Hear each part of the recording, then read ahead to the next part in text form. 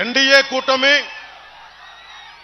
Narasapuram parliament నుంచి భూపతిరాజు శ్రీనివాస వర్మ గారు పోటీ చేస్తా ఉన్నారు కమలం గుర్తు మీద. జనసేన, టీడీపీ, బీజేపీ కూటమి లక్ష్యం సంక్షేమంతో పాటు అభివృద్ధి లక్ష్యంగా కూటమి పనిచేస్తుంది. ప్రతి చేతికి పని, ప్రతి చేనుకి నీరు జనసేన, టీడీపీ, బీజేపీ కూటమి యొక్క లక్ష్యం.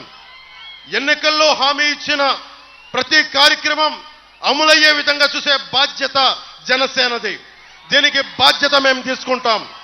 ఈ హామీలన్నీ అమలయ్యే విధంగా చూసే బాధ్యత జనసేనది.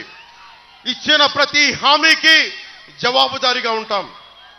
జనసేన, టీడీపీ, బీజేపీ కూటమి నదుల అనుసంధానం చేసే ప్రక్రియకి శ్రీకారం చుట్టి ప్రతి చేనుకి నీరందించి రాష్ట్రంలో వలసలు పస్తులు లేని సంపూర్ణ సమగ్ర బలమైన స్వర్ణ ఆంధ్రప్రదేశ్ నిర్మించడమే మన లక్ష్యం.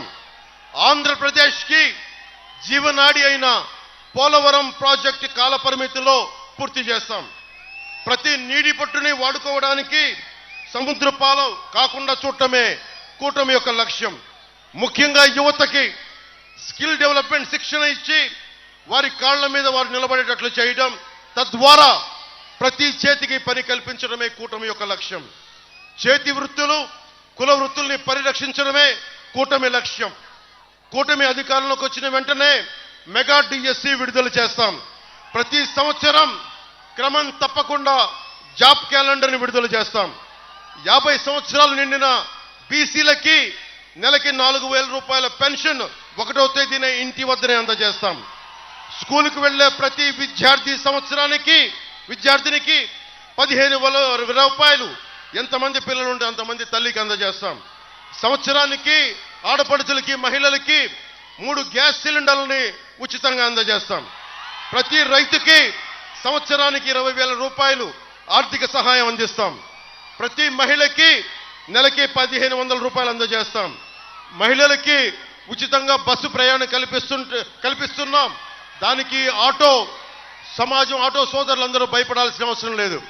మీ జీవనోపాధికి భంగం కలిగించకుండానే ఆ పథకాన్ని ముందుకు తీసుకెళ్తాం. పేదల కడుపు నింపడానికి అన్న క్యాంటీన్లతో పాటు డొక్కా సీతమ్మ క్యాంటీన్లను కూడా ముందుకు తీసుకెళ్తాం. ముఖ్యంగా బీసీ సోదరులందరికీ, సోదరీమణులకి జగన్ వచ్చాక 34% రిజర్వేషన్లు, స్థానిక ఎన్నికల రిజర్వేషన్లని 24% చేశారు. కూటమి ప్రభుత్వం రాగానే తిరిగి 24 నుంచి 30 నెలలకి దాన్ని పునరుద్ధరిస్తాం. బీసీ, ఎస్సీ, ఎస్టీ, మైనారిటీ నిధుల్ని వారికే ఖర్చు చేస్తాం. ఎట్టి పరిస్థితుల్లో వాటిని దారి మళ్లించాం. ఏ ఉద్దేశంకి అయితే దాన్ని ఇవ్వబడింది ఆ నిధులు దానికోసమే ఖర్చు పెడతాం.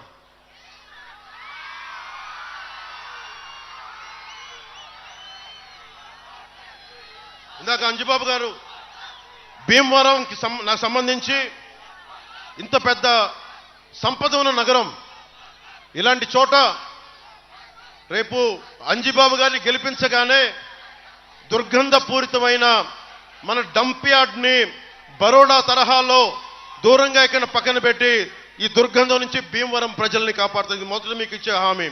అలాగే అవసరమైన రింగ్ రోడ్డు కానీ, బ్రిడ్జిలు కానీ, రోడ్లు కానీ, మన వీరవాసరం మండలానికి సంబంధించిన సాగునీరు అవసరాలు, మనకి తాగునీరు అవసరాలు కానీ ఒక సరైన కాల పరిమితిలో దాన్ని పూర్తి చేసే బాధ్యత మనం తీసుకుంటాం.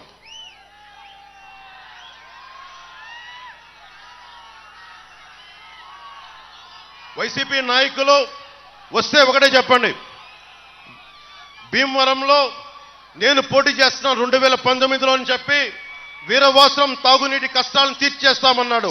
ఒక్క వాటర్ ట్యాంక్ కట్టలేదు. ఇదే భీమవరంలో టిట్కో ఇళ్ళకి 3 లక్షలు ఎందుకు కట్టాలి, ప్లాట్స్కి ఫ్రీగా ఇస్తామన్నాడు. ఒక్క ప్లాట్ ఇవ్వలేదు.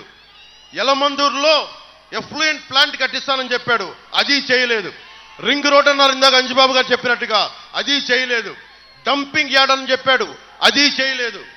ఆక్వా యూనివర్సిటీ అన్నాడు, అది చేయలేదు.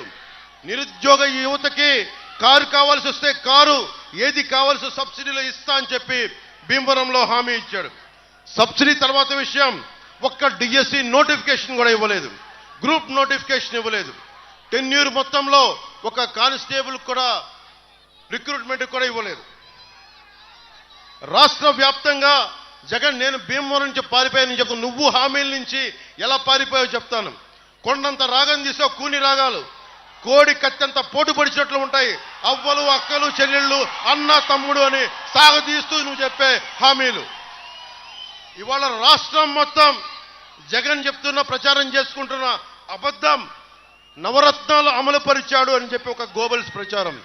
ఇది కన్వీనియంట్ గా ప్రచారం చేసి నిజంగా నువ్వు చేసిన హామీలే నిజంగా నెరవేరిస్తే ఈ రోజున కూటమి ప్రభుత్వం స్థాపించదు. ఖచ్చితంగా నువ్వే కాకపోతే నువ్వేమీ చేయలేదు కాబట్టి మేము అత్యధిక మెజారిటీ తోటి మేము స్థానాలు గెలిచి జనసేన టీడీపీ కూటమి ప్రభుత్వాన్ని ఈ ఎన్నికల్లో స్థాపిస్తున్నాం.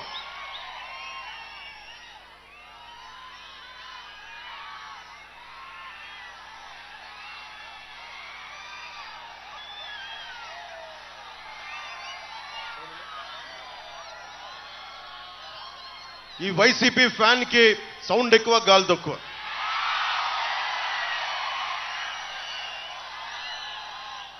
కరెంటు బిల్లులు, ఇల్లుంది, కరెంటు బిల్లు ఎక్కువ ఏదో కారణం చెప్పి కొన్ని లక్షల మందికి పెన్షన్ తీసేశాడు.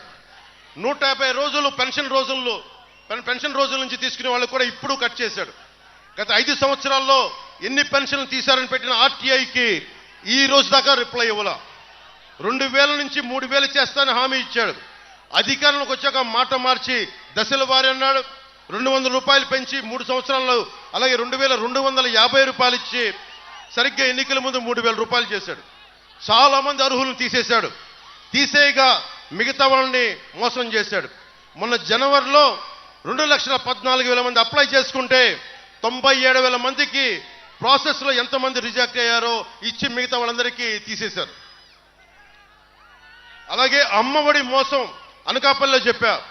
ఇప్పుడు డ్వాక్రా మహిళలకు చేసిన మోసం 5 లక్షల వరకు 0 వడ్డీ రుణ పరిధి 3 లక్షలు తగ్గించాడు. వడ్డీ కొన్ని నెలలు కట్టేశాక కానీ జగన్ వడ్డీతో వసూలు చేస్తున్న మోసం వాళ్ళకి అర్థం కాల. ఎప్పుడు డిఫాల్ట్ కానీ సెల్ఫ్ సస్టైనబుల్ వ్యవస్థలను ఎక్కడైనా పెంచుతారు కానీ జగన్ డ్వాక్రా సంఘాలను నలిపేస్తా ఉన్నాడు. 30 సంవత్సరాల నుండి వివిధ ప్రభుత్వాలు గృహ నిర్మాణాల కోసం అత్యంత పేదలకు రుణమిచ్చి కట్టించుకోకుండా వదిలేసిన మొత్తాన్ని ఓటీఎస్ పేరుతో మహిళల్ని పొదుపు ఖాతాలోంచి బలవంతంగా లాగేశారు. మహిళలకు మహిళా మిత్ర, పశుమిత్ర, భీమమిత్రగా పనిచేస్తున్న మహిళల్ని నిర్దాక్షిణ్యంగా తొలగించారు. డ్వాక్రాలో ఎస్సీ ఎస్టీలకి వడ్డీ లేకుండా రుణం ఇవ్వడం కోసం ఉన్నతి అనే పథకాన్ని మొత్తం తీసేశారు. కొత్త లోన్ ఒకటి ఇవ్వలేదు.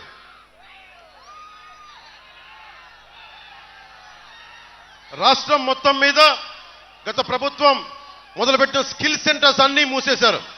కేంద్ర ప్రభుత్వం మొదలుపెట్టిన నరేంద్ర మోదీ గారి నాయకత్వంలో మొదలుపెట్టిన దీన్ దయాళ్ ఉపాధ్యాయ గ్రామీణ కౌశల్ యోజన ద్వారా వచ్చే నిధులన్నీ ఖర్చు అయిపోయినట్టు చూపించారు. కానీ ఈ పథకం కింద కేంద్ర ప్రభుత్వం ప్రతి విద్యార్థికి 30,000 రూపాయల నుంచి 40,000 రూపాయలు అలాట్ చేస్తుంది.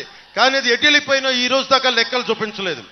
తెలంగాణలో ఇదే కేంద్ర ప్రభుత్వం ద్వారా 5.76 లక్షల మంది ఉపాధి పొందారు, లెక్కలు విడుదల చేశారు.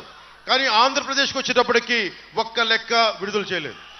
ముఖ్యంగా స్కిల్ డెవలప్మెంట్కి సంబంధించి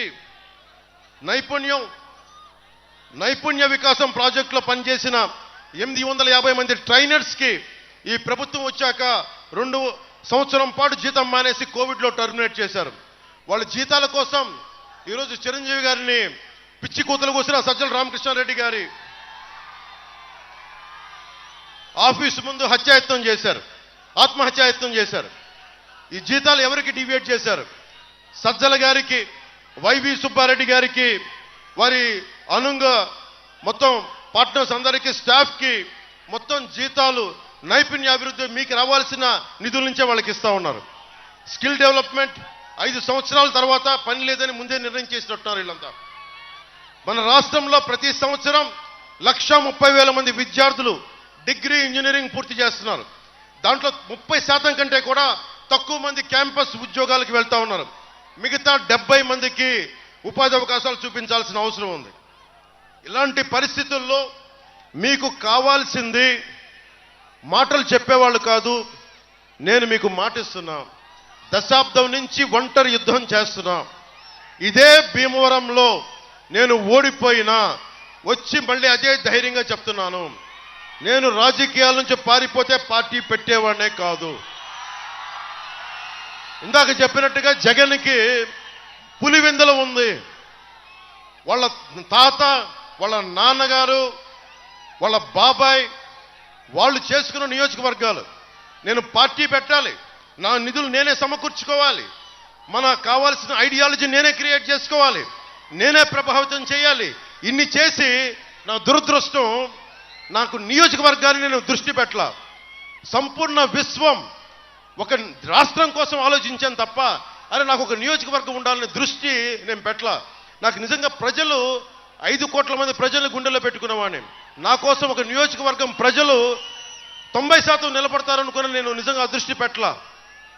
కానీ ఈ ఎన్నికల్లో మన జనసేన గెలవలేదు లాస్ట్ సారి, పోయినసారి.